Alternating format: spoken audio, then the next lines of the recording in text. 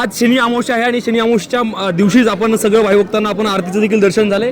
जे आरतीचा मान ज्यांना मिळाला ते महाराष्ट्राचे उपमुख्यमंत्री एकनाथ शिंदे साहेब यांचे चिरंजीव खासदार श्रीकांतरावजी शिंदे साहेबांच्या हस्ते झाली।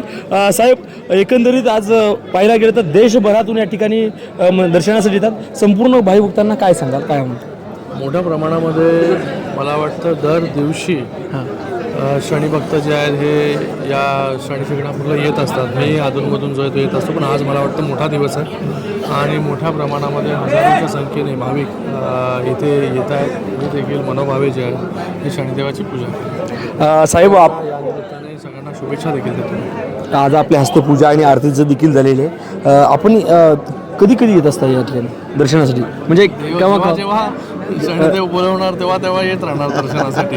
नक्कीच संपूर्ण महाराष्ट्रासाठी, कारण की आज पाहिलं की जे काही साहेबांचा काळ होता, शिंदे साहेबांचा जो काळ होता सर्वांसाठी चांगला होता। एकंदरीत संपूर्ण महाराष्ट्रासाठी आपण काय मागाल शनिदेवाकडे? सगळ्यांचं ज्या इडापिडा सोय सगळ्या गोष्टी ज्या आहेत त्या दूर कर, सगळ्यांना चांगलं सुख समाधानी ठेव, सगळ्यांचं आरोग्य चांगलं ठेव। आणि मला वाटतं जे कार्य शिंदे साहेबांनी सुरू केलं मुख्यमंत्री असताना, ते कार्य जे आहे पुढे असंच जे आहे ते अविरत जे आहे सुरू राहावं। माध्यमात चर्चा आहे, ज्या योजना आम्ही सुरू केल्या सगळ्या गोष्टी ज्या आहेत या लोकांपर्यंत ज्या आहेत त्या अशा ज्या आहे पोहोचवण्याची शक्ती जी आहे ती आमच्या सरकारला देत राहू।